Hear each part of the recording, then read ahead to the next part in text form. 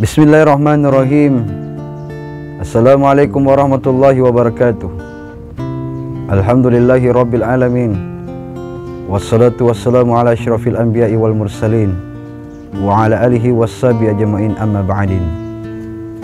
Pemirsa yang dirahmati Allah subhanahu wa ta'ala, khamsatul asya tumbitus saum. Ada 5 perbuatan yang akan membatalkan puasa. Jadi perbuatan ini sangat berbahaya kita laksanakan. Apalagi di bulan Ramadan, terkadang kita melaksanakan perbuatan pekerjaan yang kita tidak sadar. Pekerjaan itu membuat puasa kita makruh. Makruh. Akhirnya kebanyakan makruh, maka menjadikan puasa kita batal. Apalagi bapak ibu di rumah, adik-adikku sekalian yang sedang melaksanakan puasa, selamat menunaikan ibadah puasa. Tapi ingat, 5 perbuatan ini yang menjadikan puasa kita bisa batal. Yang pertama adalah kizbu, bohong. Jadi bapak-bapak jangan selalu bohongi istri tak. Jangan sampai ditanya tidak ada uang, Pak ada uang tak? Tidak ada. Ternyata ujung-ujungnya dia simpan di tempat yang paling rahasia. Akhirnya istrinya ketika berbuka puasa menyiapkan suaminya rica-rica. Pokoknya ikan bakar rica-rica mantapnya luar biasa.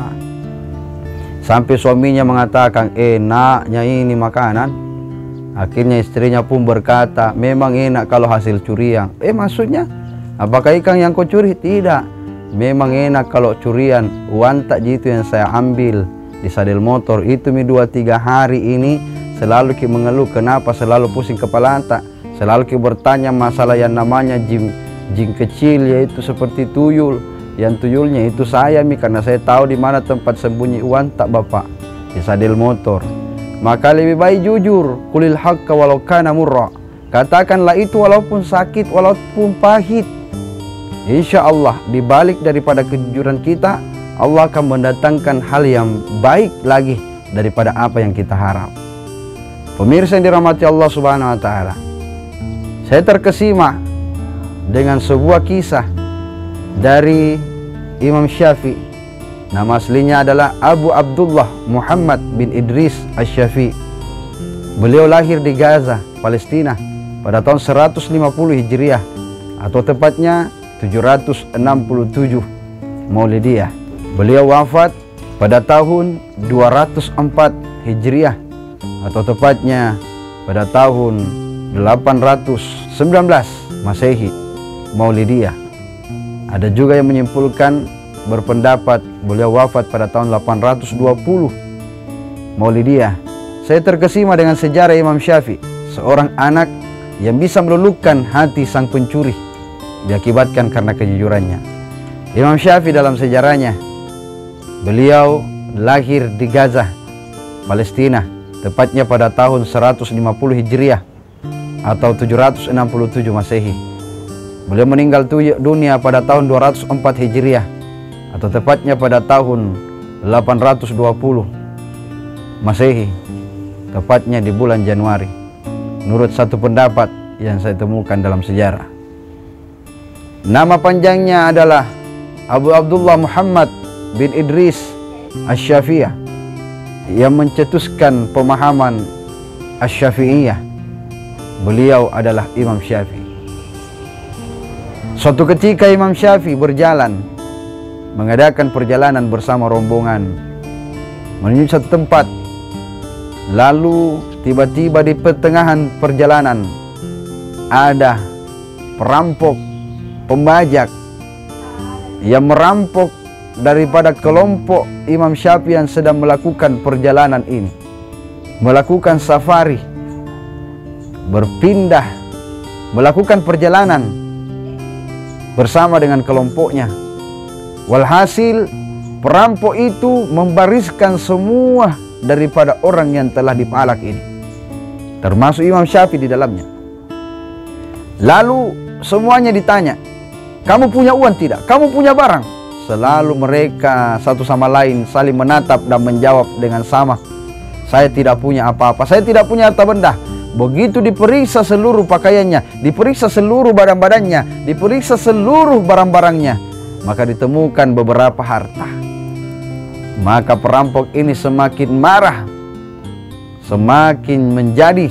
Tiba giliran dari 1, 2, 3, 4 yang ditanya tentang harta bendanya, mereka sama saja tetap ucapannya berbohong, tak mau menampakkan dengan kalimatnya. Akhirnya tibalah saatnya ketika Imam Syafi'i ditanya oleh perampok ini, "Wahai anak kecil, kau punya harta tidak? Kau punya uang tidak?" Apa kalimat daripada Imam Syafi'i yang dilontarkan dari bibirnya? Dari bibir penghafal seorang anak kecil yang di umur 7 tahun dia telah menghafalkan Al-Quran. Apa kata beliau? "Saya punya uang, saya punya harta. Di kantong celana saya ini ada uang." Nah, ketika diambilnya uang tersebut di kantong celananya, maka anak buah perampok ini melaporkan kepada bosnya, "Bos, ini sudah dikumpul semua ini, harta-harta bendanya ini orang-orang yang musafirin, orang-orang yang ingin melakukan perjalanan yang kita palak semuanya." Akhirnya bosnya pun menerima uang tersebut, tapi anak buahnya masih bertanya. Dalam masih menggenggam uang tersebut yang ingin diserahkan kepada bosnya, lalu dia berkata, "Bos, ada satu yang mengherankan. Di saat saya tanya semua ini, mereka berbohong.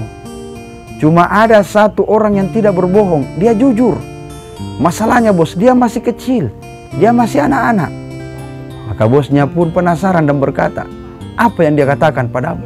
Dia mengatakan bahwa saya punya uang. Ketika ditanya, adakah uang yang kau bawa? Dia mengatakan ada. Akhirnya bosnya penasaran dan mengatakan, "Berangkat pergi menuju Imam Syafi'i.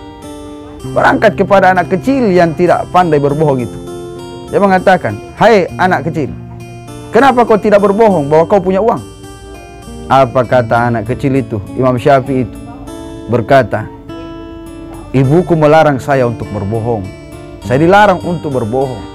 Bayangkan, anak kecil ini yang menggugah hati sanubari seorang perampok yang paling ditakuti. Perampok yang menghabiskan harta orang yang berjalan ini tersebut, satu kelompok. Akhirnya dia melihat seorang anak kecil yang berani jujur. Dan dia pun pasti berpikir, wah ini anak jujur sekali. Kita saja ini yang pandai berbohong, makan makanan haram, sering merampok, perbuatan dosa yang sebesar-besarnya, yang kemungkinan kita ini sudah tua, tak tahu berapa lama lagi umur ini akan bertahan di dalam raga kita. Akhirnya perampok tersebut mengembalikan uang anak tersebut dan mengatakan, "Kalau begitu saya tidak mau lagi berbohong." Bayangkan, kebohongan bisa menyelamatkan kita hanya sementara, tapi kejujuran bisa membuat kita bertahan untuk selamanya. Meskipun itu sakit, meskipun itu pahit, katakanlah qulil haqqa walau kana murra, walaupun itu pahit. Apalagi saat sekarang ini banyak kebohongan. Tentunya kita tidak percaya lagi yang dia mengatakan dirinya jujur padahal bohong, sedangkan yang jujur dikatakan berbohong. Dan pada saat inilah, sesuai dengan sabda Rasulullah sallallahu alaihi wasallam, bahwasanya kalau Rasulullah sallallahu alaihi wasallam, "Sayati 'alan nasi sanawatin khadda'at." Akan tiba pada suatu masa kepada manusia di tahun-tahun itu banyak kebohongan, banyak hoax. Sekarang ini terlalu banyak hoax. Semua hoax. Hampir di berita-berita ini tidak jelas daripada sumbernya. Penuh dengan kebohongan. Nah, inilah yang sabda Rasulullah yang disampaikannya kepada kita sekalian. Dan di tengah-tengah para sahabatnya di saat itu Rasulullah menyampaikan. Maka Rasulullah menyambungkan hadisnya di tengah-tengah para sahabat Rasulullah. Yusaddaqu fiha al-kazib wa yukazzabu fiha as-sadiq. Orang benar, orang bohong dikatakan benar, dan orang benar dikatakan berbohong. Inilah tahun-tahun penuh kebohongan. Kita tak tahu mana yang jujur, mana yang tidak jujur, mana mereka yang berdusta, mana mereka yang tidak berdusta. Subhanallah. Apakah tahun-tahun ini telah kita masuki saat ini? Wallahu a'lam bishawab. Coba dengarkan berita-berita yang hadir. Bahkan kesalahan itu pun sengaja dibenar-benarkan. Ini Apalagi di bulan Ramadan ini, jauhkan diri dari hal tersebut. Jauhkan diri daripada perbuatan tersebut, karena bisa menjebak kita. Kemakruhan-kemakruhan yang berkumpul dalam satu akhirnya membuat puasa kita ini batal. Selanjutnya kita melanjutkan hadis Rasulullah SAW. Wa yu'tamanu fihal kha'in wa yuhawwanu fihal amin. Yang mana orang-orang yang tidak amanah kita percaya, sedangkan orang-orang yang amanah dikatakan pengkhianat. Bayangkan ini. Wa yu'tamanu fihal kha'in wa yuhawwanu fihal amin. Orang-orang munafik dikatakan amanah, sedangkan orang yang amanah dikatakan munafik. Inilah tahun-tahunnya. Ya, mungkin saja terjadi. Banyak di antara kita yang kita berikan amanah tapi dia munafik. Atau mungkin karena kita melihat dia seorang wajah yang culung, yang tak bisa memegang amanah, padahal dia orangnya amanah. Kita malah mengatakan dia adalah orang munafik. Dan pada saat itu, wayantiku fiha ruwaibidah.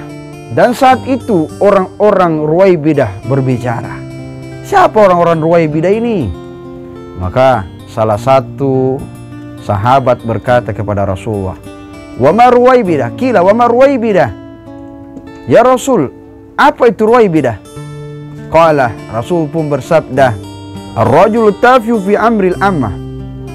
Yaitu orang-orang bodoh yang berani berbicara permasalahan orang yang banyak. Orang-orang bodoh yang berani menampakkan dirinya, berbicara di tengah umum, di depan semua khalayak, mengatakan sesuatu hal yang menyangkut tentang maslahat, tentang semua. Masya Allah. Makanya inilah tahun-tahunnya yang kita tidak tahu. Olehnya itu pemirsa yang dirahmati Allah Subhanahu wa Ta'ala, saat ini kita tak faham siapa saudara kita, mereka yang kita percayai tapi mereka berkhianat, mereka yang tak tahu ilmu, mereka yang tak tahu tentang keilmuan tersebut. Mereka berani berbicara padahal dia tidak tahu bahwa dia berada di atas kebohongan. Dia berleha-leha di atas kemunafikan. Dia bangga terhadap kemunafikannya. Masya Allah. Seperti hal seperti ini, pemerintah sudah sampaikan, himbauan sudah dimunculkan, MUI, pemerintah setempat sudah menyampaikan bahwa jangan mengadakan perkumpulan-perkumpulan untuk saat ini dulu, terutama untuk melaksanakan sholat di masjid, karena penyakit ini tak nampak oleh mata. Masih saja kita berdalih bahwasanya kenapa mereka masih banyak berkumpul di pasar, masih banyak pasar yang ramai, masih banyak swalayan yang terbuka. Itu juga yang masalahnya, karena kita adalah manusia yang saling membutuhkan. Tak makan sehari kita akan mati. Sebaiknya kita harus memahami, rakyat saat ini kebingungan karena terlalu banyak himbauan yang muncul. Apakah itu benar atau salah? Apakah itu hoax atau benar? Wallahu alam. Yang jelasnya mungkin sebagai perkataan yang bisa didengarkan oleh pemerintah dan juga masyarakat sekitar kita. Jaga jarak. Apa yang dikatakan pemerintah benarnya tentu dia yang akan menanggung segala resikonya. Apabila dia salah, maka dia akan menanggung pula resikonya. Dia tidak mengambil kalimat dalam satu pihak, tapi mengumpulkan beberapa pendapat-pendapat, termasuk Majelis Ulama Indonesia. Dengarkanlah pemerintahmu. Atiullah wa atiur rasul wa ulil amri minkum. Dia sudah tahu bagaimana cara untuk menghadapi virus tersebut. Tapi ingat, jangan menjadikan virus ini, wabah ini, sebagai tempat untuk kalian mencari keuntungan. Ingat, keuntungan yang kalian dapatkan dari hal yang kotor, maka Allah juga akan mengakhiri dia dengan cara yang kotor. Apa yang kita lakukan tidak akan pernah berkhianat pada hasil, karena proses tidak pernah berkhianat pada hasil. Kalau prosesnya buruk, maka hasilnya pula akan buruk. Apalagi di bulan Ramadan ini, Banyak kita melaksanakan amalan yang baik, maka ditingkatkan pahalanya, dilipat gandakan pahalanya. Banyak kita berbuat hal yang buruk, kesalahan-kesalahan, maka amalan itu akan digandakan pula amalan yang buruk. Olehnya itu pemirsa yang dirahmati Allah SWT, jaga jarak, jaga diri, social distancing. Bagaimana cara kita untuk menjaga diri kita? Dan ingat pemerintah saat ini bagaimana dia bekerja keras mencari solusi. Kalau memang kita kelaparan, kalau memang kita tak punya lagi apa-apa, bersabarlah. Insya Allah, kalau tak ada pemerintah yang memberikan, maka Allah lebih baik untuk memberikan. Tapi ingat, engkau wahai pemerintah, segala amanah yang Allah titipkan kepadamu, kita semua sebagai rakyat adalah amanahmu. Kalau amanah yang kau sia-siakan, berapa banyak amanah yang kau lalaikan, berapa banyak amanah yang kau acukan, berapa banyak mereka yang sedang menunggu, menanti, atau mungkin mereka terlalu lama bersabar, atau bahkan mereka yang tidak mau bersabar. Inilah kita semua rakyatmu yang masih membutuhkan uluran tanganmu saat ini. PSBB yang mungkin membuat kita semakin kuat lagi untuk menjaga jarak. Ya, saya rasa pengertian saya salah dalam PSBB. Kalau saya mengartikan PSBB pembagian sembako besar-besaran, tapi mungkin pengertian yang lain berbeda pula dengan saya. Mungkin ini saja yang bisa saya sampaikan. Mudah-mudahan bermanfaat dalam kehidupan. Satu saja dulu poin yang saya sampaikan, insya Allah perjumpaan lain waktu. Masih ada empat perkara, 4 amalan yang membuat puasa kita batal. Lebih dan kurangnya mohon dimaafkan. Minallahil musta'an wa ilaihi tiklan. Assalamualaikum warahmatullahi wabarakatuh.